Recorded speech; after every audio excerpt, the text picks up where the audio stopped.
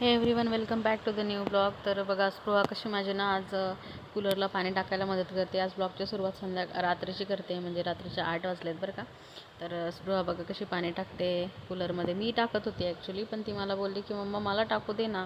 मग मी बकेट भरून आणून ठेवली तिथे. दुसऱ्या दिवशी होता मंगळवार, तर मंगळवारच्या दिवशी मी मंदिरात तर मंगळवारी जाते. तर गेली होती दर्शन वगैरे केलं आणि शांत बसली होती. म्हटलं थोडंसं ना तुम्हाला पण दाखवा मी कोणत्या मंदिरात जाते. जर तुम्ही नाशिकचे असाल तर तुम्ही ओळखा भाऊ, ओळखलं असेल तर मला लोकेशन कमेंट करा नक्कीच. तर हे कुठलं मंदिर आहे आणि कुठे आहे लोकेशन सांगा बरं.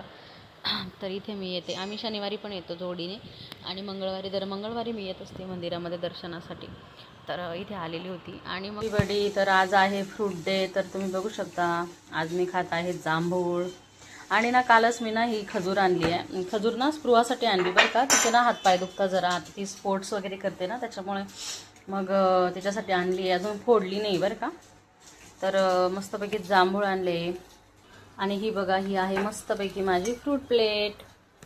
तर आज मंगळवारचा उपवास असल्यामुळे ना मी काही खात पित नाही बट का. पण मग आता फ्रूट्स ना, हा खजूर ना आता जास्त दिवस ठेवणं योग्य नाही आहे, आणि तसं बी कोणी खात नाही आहे. तर म्हटलं चला उपवासाच्या निमित्ताने मी खाऊ शकते ना. मी खाईल ते थोड्या वेळानंतर. आधी जांभळं खाणार आहे, परत भूक लागली का मग हे खाणार आहे, कारण की मी असं पटकन वन टाईम नाही खाणार आहे. तर हे बघू शकता, आता मी उपवासाचं एवढं पडलं आहे, पण बघू आता किती संपतं किती नाही. मी कुकरला लावला आहे राईस. आज वरण भात बनवायचा आहे. माझा उपवास आहे, पण मग स्पृहासाठी वरण भात लावते. तर इथे इंडक्शनवरती आणि इथे कुकरचे भांडे ना ह्या छोट्या कुकरमध्ये बसत नाही. तर त्याच्यामुळे मला ते ना असं सेपरेट कुक करावं लागतं आहे. मोठा कुकर ॲक्च्युली काय ना, त्याचा वॉल गेला इथे, कारण मी त्याच्यामध्ये आपलं तंदूर कुक केलं होतं ना, त्याच्यामुळे इथला वॉल गेला आणि मला जायला वेळ नाही त्याला नीट करून आणायला. त्याच्यामुळे मग असं छोट्या कुकरमध्ये चालू आहे. आता ह्या कुकरमध्ये राईस झाला का अजून एक छोटासा 1 लिटरचा कुकर आहे, त्याच्यामध्ये डाळ शिजत टाकून देणार आहे मी.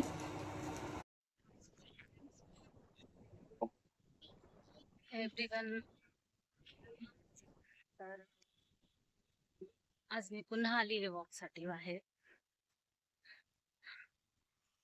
20 मिनिट्स झाले वॉक करून आतापर्यंत, नॉनस्टॉप 20 मिनिट्स जाते मी. हा जरा लॉंग घेतलाय मी.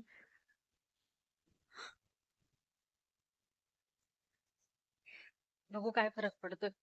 काल बरं वाटलं जरा वॉक करून. आता पण खूप छान ढेकर वगैरे येत आहे, मला बरं वाटतंय जरा.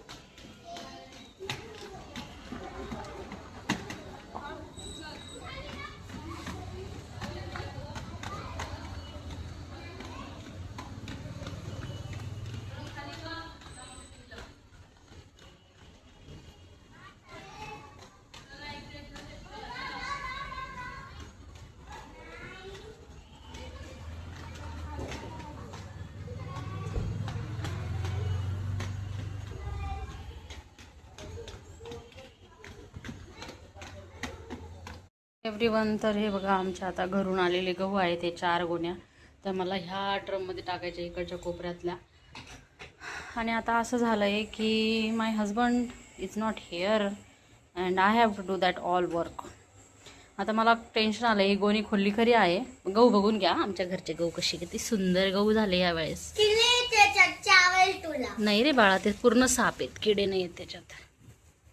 तर हे बघा किती सुंदर असं आहे ना, छान गहू आहेत एकदम मस्त मस्त.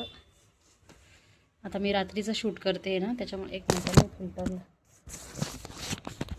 बघा मस्त आहे की नाही गहू.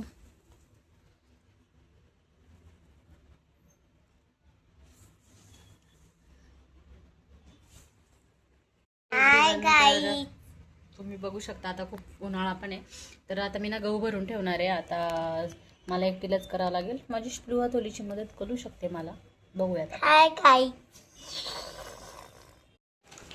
तर माझ्याकडे 4 गोण्या आहेत. तर मी ना 4 पॅकेट आणलेत. हे बघा तुम्ही बघू शकता.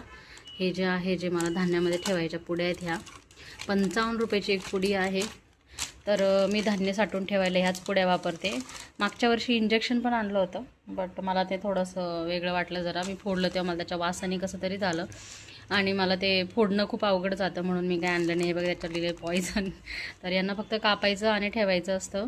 आणि बस आता बघू. हा ड्रम आहे माझ्याकडे. कोठी ना, तर कोठ्यांचं कसं ना, कोठ्यांमध्ये होऊन शकतं, पण ड्रममध्ये मी असा एक्सपिरियन्स ऐकला आहे लेडीजचा की ड्रममध्ये धान्य चांगलं राहतं, म्हणून मी ड्रममध्ये धान्य भरणार आहे आता. ह्या वर्षी कोठ्या मी ठेवून दिल्या धान्य भरणार आहे आता. हे सगळे गहू वगैरे मी त्याच्यामध्ये आवरून ठेवणार आहे.